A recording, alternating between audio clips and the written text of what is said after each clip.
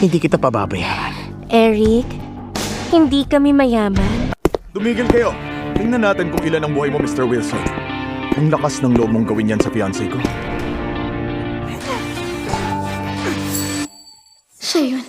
Hindi ko in-expect na mas gwapo siya sa personal kaysa sa pictures. Nasaktan ka ba? Ikaw. Ha! Well. Kung hindi pa naman ang mailap na si Mr. Park at talagang pinuntahan mo pang engagement party namin, isang malaking karangalan talaga to. Pero Mr. Parker, fiancé ko na si Miss Chloe Green. Napakabastos mo naman para sirain ang party. Hindi ba masyado ka namang pabida sa ginagawa mo to? Pumunta ako sa sarili kong engagement party. Hindi na kailangan pag-usapan ng pagpaparangal. At saka, fiancé ko si Chloe. Ako ang host. Kayo ang mga bisita. Nawala ka na ba sa katinuan dahil sa pagmumuni-muni mo, Mr. Parker? Malinaw na siya ang fiancé ko, pero inaangkin mo siya ngayon. Talaga ba? Kung ganun, paano mo mapapatunayang siya ang fiancé mo? Kailangan ko ba bang patunayan? Alam ng lahat na ako ang minamahal ni Chloe. Buong buhay niya, sa loob ng higit isang dekada. Palagi niyang sinasabi na gusto niya akong pakasalan. Samo, pagkatapos ng engagement party, ipapaliwanag ko lahat sa'yo. Magagalit kaya siya tungkol sa nakaraang relasyon namin ni Eric? Chloe, hindi na yun mahalaga. Nasa past na yun. Ako ang present at ako ang future mo. Ano to? Mr. Parker, inaago mo ba ang fiancé ko? Sabay kaming lumaki ni Chloe. Pareho namin gusto magpakasal. Sa dami ng media na nandito, sa tingin mo ba talaga magtatagumpay kang agawin siya, ha? Parehong gustong magpakasal? Sa pagkakaintindi ko, ayaw mong pakasalan si Chloe, Mr. Eric Wilson. Nagpapanggap lang akong hard to get. At isa pa, ganito naman ang gusto ni Chloe. Ano? May problema ka? Kung tunay kang nandito para sa engagement party, nakakaduda namang sinama mo pa si Miss Cooper, di ba? Nandito lang ako bilang bisita. Nakasuot ka ng mas formal pa sa fiancé ko. Baka isipin nila na ikaw ang may engage kay Mr. Wilson. Hindi ko. Bakit ganyan mo na lang ako siraan? Paano mo nalaman ko anong sasabihin ko? Miss Cooper, dapat matuto ka ng bagong tactics. Sa high society ngayon, hindi na uso ang mga taktika mo. Baka hindi ka pa pagod umarte, pero pagod na akong panoorin ka. Bakit ang galing mo sumagot? Hindi ka nga nagmura, pero ang sakit ng mga salita mo. Espiritual ka ba talaga? Grabe ang mga comeback, ha? Kaya ko maging mas nakakabilib Ano ka. pa ang mas nakakabilib na kaya mong gawin? Patingin nga ako. Huwag ngayon. Pag-uwi natin, saka ko na lang ipapakita sa'yo. Chloe! Sa engagement party pa talaga natin? Nagawa mong lumantin ng ibang lalaki? Hindi ka pa nahihiya? Eric Wilson, tingnan mo ang maigi yung announcement board. Engagement party ko ngayon kay Sam. Ano nangyayari? Bakit narito kayo? Anak ko, nandito pala si Sam. Bakit hindi mo sinabing darating ka? Sana pinasundo na lang kita. Ma, pa, busy po kayo sa pagpaplano ng engagement party. Siguradong nakakapagod yon. Ayaw ko na lang abalahin pa kayo. Teka, bakit nagmamama at papa ka na? Hindi pa nga tayo engaged. Tatawagin ko rin naman silang ganun. Bakit hindi ko pa gawing official ngayon? Anong ibig mong sabihin official? Bilang isang espiritual, mahalaga ang mga pangako. Di mo yun maitatanggi. Nako, sige na. Dito tayo. Inayos ko ng lahat. Maya-maya lang, magsisimula ng party.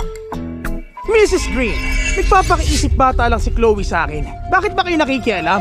Hindi mo ba naiisip na lubusang masisira ang kasal ko kay Chloe? Dahil sa pagkilala niyo kay Samuel bilang manugang? Di ka ba natatakot na magtanim siya sa'yo ng galit? Teka nga lang, parang hindi naman kami nagpadala sa pamilyang Wilson o Cooper ng anumang imbitasyon.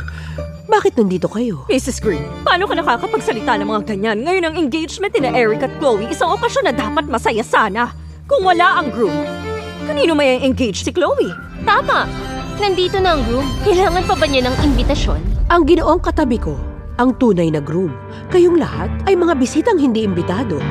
Mrs. Green, paano mo kami nakakausap ng ganyan? Hindi ka ba natatakot na magdusa si Chloe pagpasok niya sa pamilya namin? Ang pinagpalang anak, hindi pumapasok sa pamilyang malas. Mrs. Green, may hangganan din yung mga biro.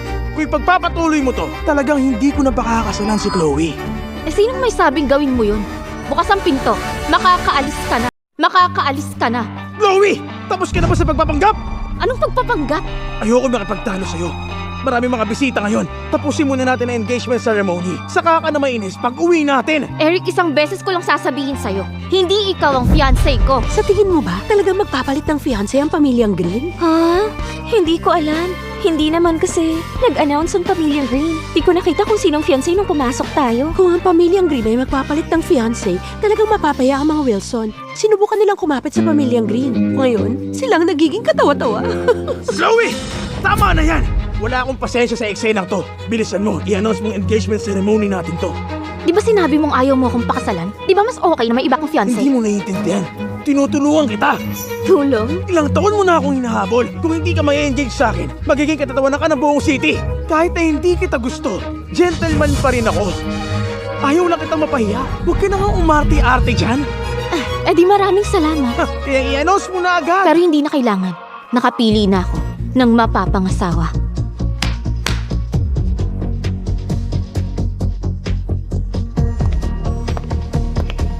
Everyone, andito ng fiancé ko. Ina-announce ko na.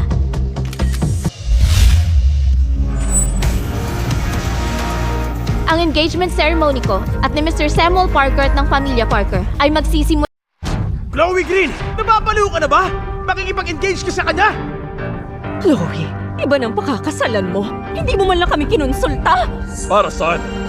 Walang dote o kontrata ang kasal ng pamilyang Wilson. Wala rin kayong verbal agreement. Sino man ang mapili ng anak ko na pakakasalan, wala kayong pakialam doon.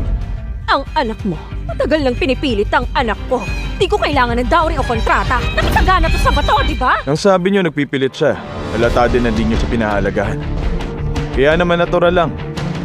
Karapatan na bawiin ni Chloe ang pagmamahal niya ng anumang oras.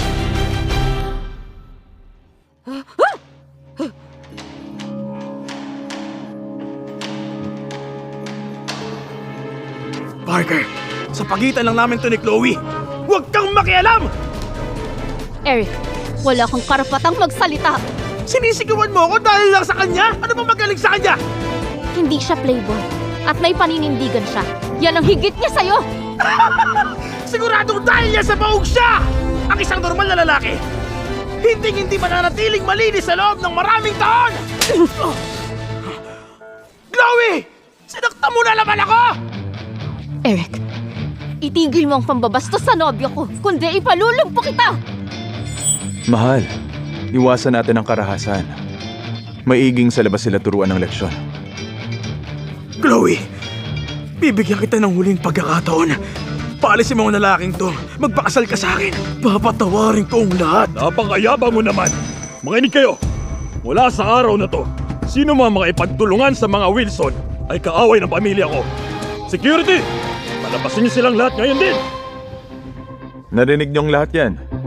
Aabisuhan ko din mga pamilya sa South na huwag nang makipagtulungan sa pamilya Wilson. Hindi pwede yan. Mrs. Green, Mrs. Green, bakit ganito niyo kami ituring?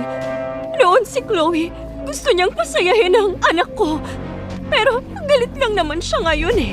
Kapag nahimasmasa na siya, gugustuhin pa rin niyang pakasalan si Eric. Kaya, paano niyo aayusin to sa hinaharap? Tama siya, Mrs. Green at Mr. Green. Naguguluhan lang si Chloe sa ngayon. Huwag niyo silang pilitin! Darating ang araw, lalapit ka sa akin na umiiyak. Eh di babay na.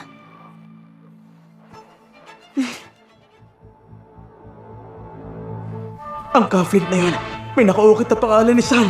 Posible ba yun? Paano nga? Dali, tayo na. Opo, tayo na. Pagsisisihan nila to. Tara! O sige, simulan na natin ang ceremony ngayon din. Eric, mabuti na to. Hindi na maghahabol si Chloe ngayon sa'yo. Hindi ba't maganda yon para sa atin?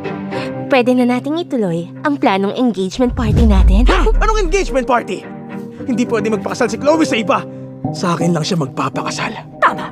Si Chloe, ang babaeng yun, babalik din siya sa'yo na nagmamakaawa. Alam ko na ang galawan niya. Basang-basa ko na sila.